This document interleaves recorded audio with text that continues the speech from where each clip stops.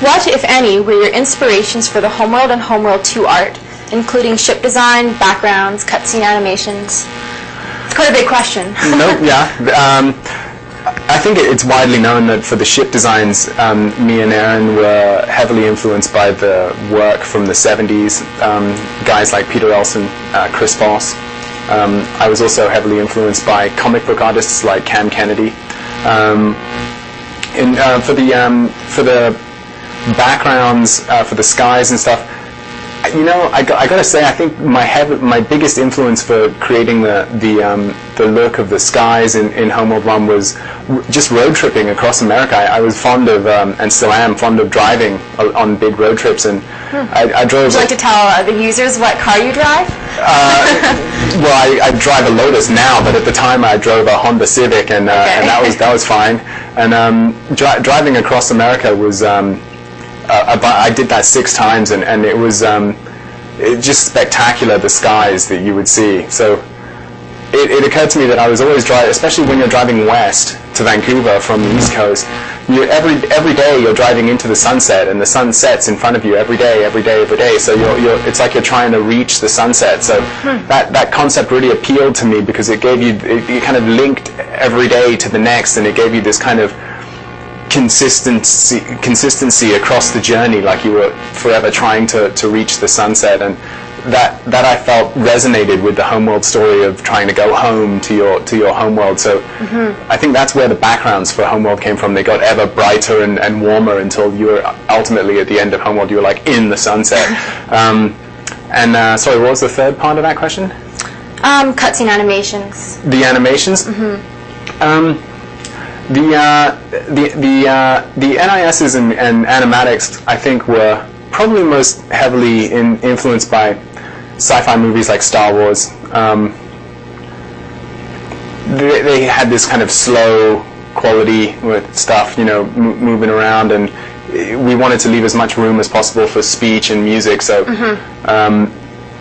I guess maybe 2001 and like Aliens, you know, these kind of, possibly a bit of Blade Runner, but that was a bit darker, you know. It was more... I love Blade Runner. Yeah, same. It's probably one of the best sci-fi movies ever made, I think. Yeah. Awesome. So if you were given the chance to remake the art of Homeworld 1 and 2, would you change anything? You always want to go back and fuss with that thing you didn't like, you know. So yeah, probably. I'd probably have to sort of, you know, sit down and think about it for a while. But I'm sure there's something about both of those projects that I'd want to change. You know, some ship that didn't work so well, or whatever. But probably not that much. I'm pretty happy with the way those games looked. You know, I thought they did justice to the look of the technology and. Those big spaceships. I think it felt about right. If I did change anything, it would be probably pretty minor. I think for Homeworld 2, it would be more of the story that I would have changed than the actual ships themselves. Right. You know. So what would you change in the story? Well, I always felt. I mean, I liked the story of Homeworld 2. I thought it was, you know, grandiose and everything, but I felt that it just was perhaps a little bit too noodly. You know, like a little bit too complicated and I think that was successful, but I think in our efforts to achieve that depth, we kind of lost sight of the power of simplicity, and I think that's what really drove Homeworld 1 home for people. It was that you're just going home. It's so simple, you know. The premise of the story was very easy to understand and relate to, whereas with Homeworld 2, it was all about, you know, these 3 hyperspace cores, and they had to come together and then unlock this kind of god beast, and you know, it was cool, but it was pretty complicated stuff, and there were a lot of inconsistencies, and it's tough to tell a complex story, you know. Right. Well, you know. Yeah, that's true. So what advice would you give to somebody interested in your field of work? What advice? I would say someone interested in doing concept work for games and direction for games, I think, needs not so much to be an expert at games, but rather they need to understand what motivates people. You know, I think you got to be in touch with emotionally resonant images. Like, you know, anyone can draw a tank, but I think a professional concept artist has to be able to draw a tank that gives you that feeling of, whoa, I don't want to see that thing coming at me, you know, like, or you have to kind of somehow connect with people on an emotional level to be, I think, a concept artist in video games. Otherwise, your art's going to be dry, and you'd probably be better suited doing something else if you can't quite get on that level. Same applies for storytelling and you know, other aspects of art direction in video games. But I think it's really that emotional contact is the important point. How one develops that, I think, is different for everyone. Obviously, going to art school helps a lot. You know, you just train and you become a better technician at your craft. You know. Did you go to art school at all? I did. Yeah, I went to the Rhode Island School of Design. Graduated with a BFA in illustration. Wow. Which was huge for me. You know, and RISD was a great school, but I think what was more important than it being a great school is that they just made you make a lot of art. Like, if you want to do art, you got to do art, like a lot of it, and just keep doing it, and just, you know, for every 100 paintings you make, show people 4, and toss the rest, you know, like, consider them they're just development. You know, you're not going to tell everyone the story of how you walked out the house to get to the front yard when the destination is the next town. You're going to, you know what I mean? You just got to keep doing the stuff, just keep doing it until you just get better and better and better. And soon you'll find out if you're any good at this or if you're enjoying it. You got to enjoy it. I think that's the main thing. If you're having fun, then other people will too. It's generally, fun is like contagious, you know.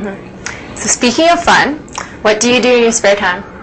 I like to drive my car. So you have a Lotus, but it's want to expand on that a little bit? Tell us a little about your baby. Yeah, her favorite thing is to munch on cash. It's expensive car, and I've always loved that car. It's an Esprit. It's a Lotus Esprit 2001 V8 3.5 twin turbo. It's a badass car. That thing hauls, and it's really fun. You know, school kids love it. They like wave at you from the bus and stuff. And it just happened coming to work this morning, actually. It's really great to have such a high performance piece of machinery at your fingertips. You appreciate the sensitivity of it and how it drives, and you just get training. It's become like a hobby. So you know, that's what I like doing for fun. If I can't do that, then I'll probably, you know, watch a movie or hang out with some friends or something. You know. Great. So the question that everyone has been looking for: what are you working on right now? Can you give us any hints on that, or? No, I'm not allowed to discuss that. Oh no! Besides that, it's very cool and it's very exciting, and we're obviously, well, maybe not obviously, but we're at early stages with it right now. So it'll be a while, I assume, before it becomes sort of, you know, public knowledge, but it's very exciting and it's very cool. And are you doing the art for it, or how are you involved with it? I'm doing concept work for it, and concept development, working with the leads on the project, and you know, trying to get some foundation stuff done, and we'll see where it goes. It's pretty exciting. Great. So let's do some fun quick fire questions. Just answer them. Don't even think. Pirates or ninjas? Pirates. Style or technique? Style. Cake or pie? Pie. Liquor or beer? Beer. Sci-fi or fantasy? I think definitely sci-fi. Kushan or Taidan? Taidan, I think. Okay. Dragon or unicorn? Unicorn. Pencil or tablet? That's a close one. That's a real close one. I think I'd have to go with pencil. Pencil. Yeah. All right, old school. So let's do some word association, just whatever word comes to mind. So, Relic. Home. Homeworld. Wow. Homeworld. Cool. It took you a lot of time to come up with cool. Sorry. Paint. Fingers. Forestry sim. forestry sim. Do you know what that is? No. It's an inside community joke. Apparently, they thought that we were doing the simulation with trees and forests as like one of our next projects. Oh yeah, that'd be cool. So, yeah. Like a logger game. I guess so. That'd be awesome. Yeah. Well, okay, maybe we'll pass on You'd that have to one. deal with environmentalists, you know. That'd be crazy. You know, tree huggers. Yeah. You'd have to take them down. That'd be easy to do in Vancouver. Oh yeah. Yeah. You could do like heated interviews with loggers and like. I think we're forming some great game concept here. Yeah. Yeah. Okay, moving on. Pants? Tight. Old school? Dusty. Lotus. Nippy. Christmas. Prezzies. Great.